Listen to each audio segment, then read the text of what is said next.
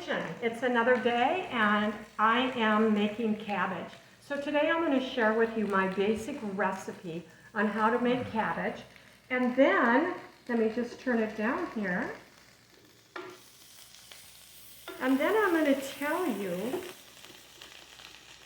about the Dirty 12 and the Clean 15 that just came out. So that's what we're going to do today. Cabbage. I bought a head of cabbage today, very inexpensive, and I was so excited to read about cabbage. Like most everything else I've been using, Google says that it's loaded with vitamin C. The interesting thing is this weekend I received an article about the need for sulfur in our body, just like we need calcium. It's been suggested that many of us are sulfur deficient. Well, cabbage has sulfur in it. So I was really excited about that. And it also has what is called a phytonutrient. Phytonutrients are really important because they reduce inflammation. But the article actually said that it's going to reduce swelling in the tissues.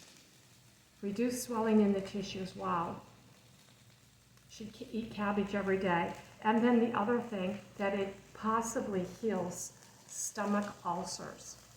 So those of us who had ongoing stomach issues, maybe it hasn't been diagnosed as an ulcer, but there's something wrong. Cabbage heals. That phytonutrient substance actually heals in the body. So I'm going to share you my basic recipe and then talk a little bit. So I've got some cabbage cooking here, and the way that I do it is I put just a little bit of butter, not that much. It's very tempting to put a ton of butter in your cabbage. You don't want to have a lot of liquids. That's what's going to make your cabbage soggy. You want it to be like this, and it's almost getting too brown. It needs to cool down here. You want to cook it slowly, but you can just see the different colors coming out. You know those colors, like I say, those colors mean something. And as I cook it, there's this beautiful lime color. I find that amazing. So I do not want it to get brown like it's starting to do, but I'm going to cook it, and then I'm simply going to add one ingredient, and that is broth. That is my hot cabbage. It's very, very simple. You can add, instead of broth, which is, I think, a real viable option, would be to add like a keto wine, a no-sugar keto wine. I know they have it out. I know Whole Foods and Sprouts have wine in their organic section that says no sugar. But irregardless, I'm not using wine. I'm using butter and broth. So see how I cut it? And I'm not going to add this. I think that would be too much for my pan. So I'm just going to add some more cabbage and cook away. It's not going to take very long. So that's my basic recipe. Butter, and let me just clean up here. This is such a mess. Basically, I add butter, broth, salt, and pepper. That's in a little thyme. That's my recipe. So this will take maybe, I don't know, 5-7 minutes. So I'm just going to let it cook, and I'm not going to leave it. I'm going to watch it. I do not want it getting too brown. I want it to stay crisp. And I'm not going to add any chicken broth yet, but I will very soon. And just a tablespoon. That's all I'm going to add. I'm going to add a little salt and pepper, and that is going to be one of our vegetables today. We're going to be having chicken nuggets, baked chicken nuggets and cabbage. So as this is cooking, and help me not to forget to add some broth, as this is cooking, I want to talk to you for a moment about the Environmental Working Group. It's the EWG.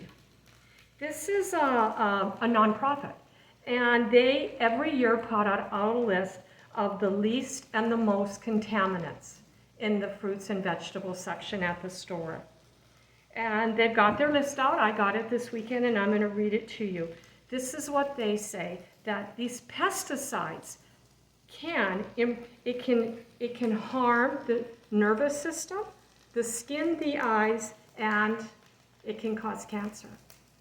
Now, the research behind that, I'm not one to say that, but this is what they say. And they give us a list of the 12 vegetables and fruit that have the most pesticides, and then the 15 vegetables and fruit that are the cleanest. So I'm just going to share a little bit with you on that as my cabbage is cooking, and I probably have a few minutes left to go. Let's talk about the dirty dozen.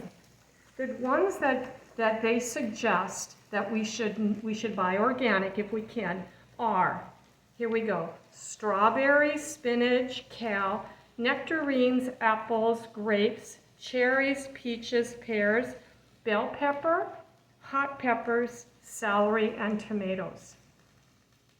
So there's 12 of them. I had to really take a look at that and think what I believe and how I'm going to react to that information. So I went to the store today and I just did a little analysis on 1, 2, 3, 4, 5, 6. 6 dirty items. The strawberry, the spinach, the apple, the bell pepper, the celery, and the tomato. All 6 of those we regularly buy. And I just thought to myself, would I be willing to pay the price difference between the sale price or the non-organic price and the organic price? So let's start with tomatoes. There was a $1.50 difference between the organic and the non-organic in the quantity that I was going to get. Was $1.50. Celery was a 50-cent difference. Bell pepper was a 30-cent difference. I'm talking between the organic and the non-organic. The apples were $1.50 difference. The spinach, 70 cents, and the strawberries were $2.44. So I added those numbers up. I'm going to go ahead and add just a little broth here, just a little bit. I added those up and did a little calculation on how much more I would have to pay if I had chosen today to buy strawberries, spinach, apples, bell peppers, celery, and tomatoes, and buy them all organic. It would have been $7. I thought to myself, I probably would not buy those organic strawberries today because strawberries are on sale right now for $1.25. Organic was $3.69, non-organic was $1.25. That's $2.50 different. That's a big difference. So if I didn't buy the strawberries and just bought spinach, organic spinach, apples, bell pepper, celery, and tomatoes, it would have cost me $4.50 more. And that's a little bit more than I guess. That kind of fits my budget. I'm going to go ahead and read the Clean 15. This is kind of interesting because it's a switch from last year in this area. The Clean 15, that the EWG says you don't need to buy organic, you still can. But they have found that they do not have that much pesticide on them. And here we go. It's avocado, sweet corn, pineapple, onions, papaya, frozen sweet peas, asparagus, honeydew, kiwi, cabbage, mushrooms, cantaloupe, and sweet potatoes. So what I do, if this will help anyone, I have my little list here, and I keep that in my wallet. And I just carry it with me, and so I can be educated and make an educated decision when I go to the store and kind of be thinking, do I want to go organic or non-organic? One thing that I learned from this is that I have been buying organic avocados, onions, asparagus, cabbage, and mushrooms. I have been buying and paying more for those 5 items, which I'm going to cut back on that now. Today, I bought this much cabbage. I think it was $1.50. Can you imagine that this might start and help heal my stomach for $1.50. That is so exciting. So it's not done yet. I'm going to keep it cooking. I'll add just a little bit more broth. I want to keep it crisp. I want to keep it like the texture crunchy. I want to keep it delicious. And that's how I make cabbage. So thank you for joining me. I hope that you're having a wonderful day, and I pray that your food is blessed and healthy. Bye-bye.